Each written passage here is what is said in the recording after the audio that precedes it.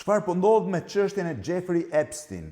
A përfshihet Shqipëria në këtë çështje dhe përse kjo çështje po kthehet në çështjen më të rëndësishme të diskutimit sot në botë?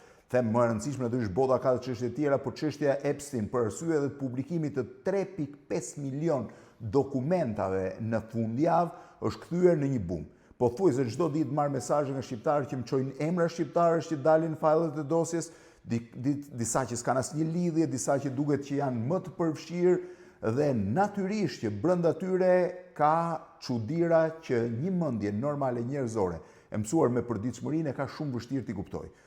Natyrisht që shumë prej këtyre gjërave jam munduar t'i hym brendësi, nuk i kam kuptuar dot dhe unë. Sidomos problematikën që lidhet me faktin se nga doli, do flas edhe për çështjen shqiptare, po fokusohem këtu, nga doli kjo figurë misterioze, e cila pa ndonjë background të veçantë arriti të korruptojë të gjithë elitën e botës, në mënyrë absolute të gjithë elitën e botës, përmes favoreve, kryesisht atyre seksuale, deri diku herë dhe pedofile, përmes parave, përmes ofrimit të shpushimeve, udhëtimeve. Jeffrey Epstein arriti të ketë rreth rrotull tij absolutisht elitën e globit.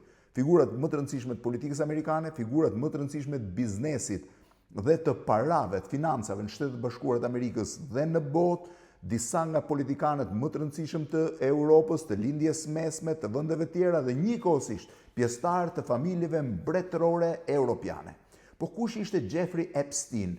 Si ishte rruga e tij dhe si arriti të futet në atë që mund ta quajmë fokusi i FBI-t dhe i hetimit amerikan?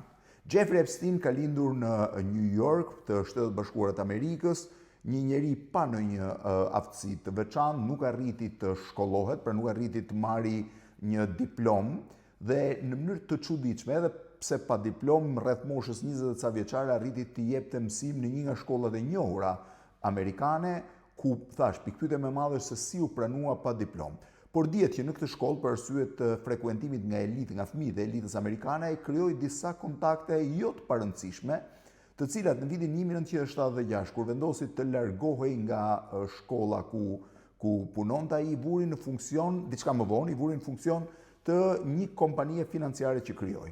Nga momenti i krijimit të kësaj kompanie financiare deri në vitin 2005, kur ai hyri për herë të parë në radaret e hetimit amerikan, pra të prokurorisë asaj kohe të Miamit për arsye të aktivitetit të Floridës, për arsye të aktivitetit të tij në Palm Beach, Epstein nuk figuron të ketë pasur ndonjë aktivitet të jashtëzakonshëm financiar. Ende nuk dihet sot nga dolën milionat që ai vuri në dispozicion për të korruptuar atë që unë e quaj elita e botës. Flitet që ai kishte një kompani financiare që në majet asaj arriti 500-600 milion dollar pasuri, po asnjë nga operacionet e tij financiare nuk është i mirë përcaktuar, i mirë dokumentuar dhe policia ka bërë shpeshherë, ka pasur shpeshherë vështirësi dhe ka bërë, po themi, habi se si një personazh i tillë mund të arrinte të lundronte midis financave botërore pa pasur një rekord konkret se nga i vinin parat. Ai arriti të kishte një pasuri që të paktën në dukje ishte e madhe. Kishte një shtëpi të jashtëzakonshme në New York, kishte një shtëpi në Palm Beach, kishte një shtëpi në Paris, kishte avion të tij personal, kishte 2 avion, po një që e përdorte Gulfstream 500 që e përdorte më shumë dhe filloi të futej në elitën botërore.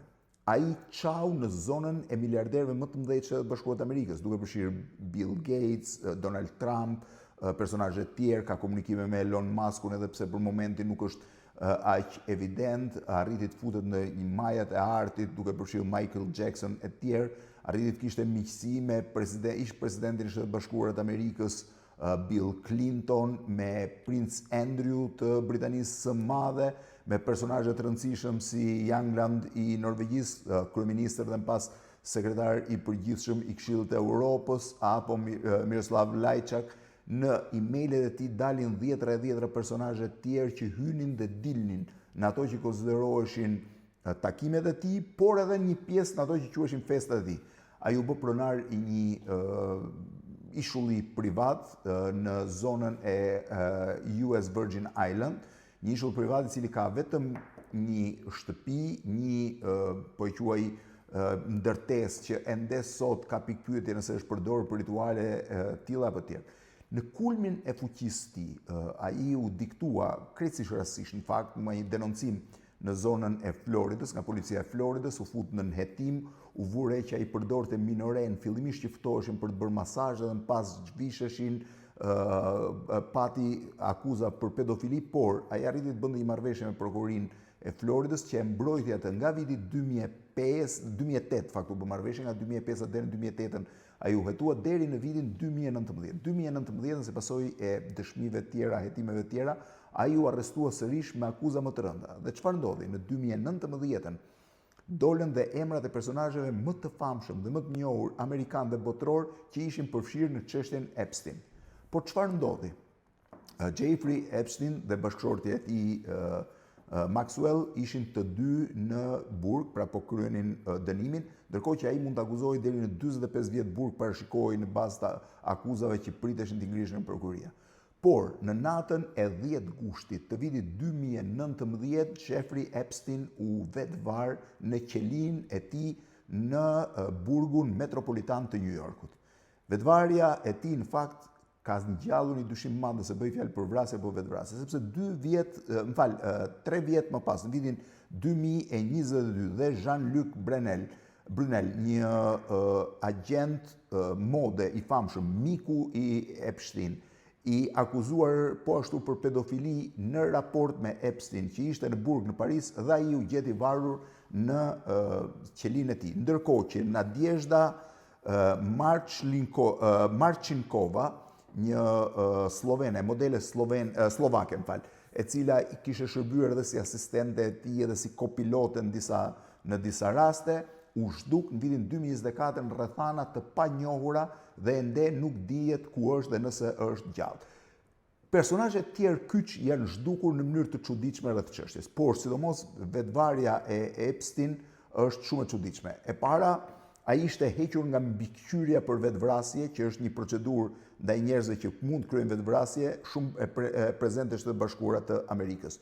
2 roje që duhet kalonin me një frekuencë kohore shumë të shpesh për ta mbikëqyrur nuk kanë kaluar fare atë natë. Nga 11 kamerat që ishin në punë, vetëm 1 kamera ishte aktive. Këtu ka diskutime pastaj ishte 1 apo 2, por dhe kjo kamera e vendosur në një pozicion nga i cili nuk ishte shumë e kollajt që të dallojë se çfarë kishte ndodhur brenda qelisë. Ndërkohë, mjekët privat që familja mori për të shqyrtuar frakturat, vure që ai kishte thyerje të kockave të qafës, por në një mënyrë të pazakontë që i bëri ata të ngrenë dyshime që ishte apo nuk ishte një vetvrasje. Kështu që është një seri gjërash në çështjen e Jeffrey Epstein që ngjall pikpyetje. Ndërkohë po kaloj tek pjesa tjetër. Po publikohen shumë dokumenta, 3.5 milion vetëm fundjavë, ku midis tyre përfshihen dhe emra shqiptarësh, një vajzë nga Parisi që i shkruante, një vajzë tjetër që ka shërbyer si asistente legale e tij, përmenden emra shqiptarësh që vinin, që mund t'i çonin në një takim me Epstein.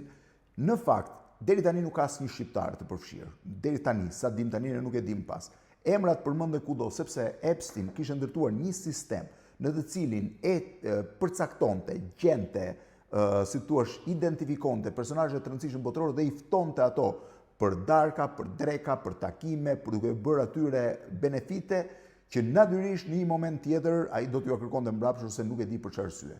Por deri tani shqiptarët nuk janë të përfshirë. Një gjë është e sigurt vetëm, që Jeffrey Epstein është rasti më unikal kur një person i vetëm, krejtësisht në mister prej nga vjen, në hije prej nga vjen, arrin të korruptojë gjithë elitën e botës. Arrin ta korruptojë përmes favoreve seksuale, përmes tundimeve të tjera, dhe deri më sot askush nuk di të thotë cili ka qenë qëllimi i tij. Qëllimin ai e ka marrë me vete në momentin që u vetvar ose ndoshta e kanë vrarë.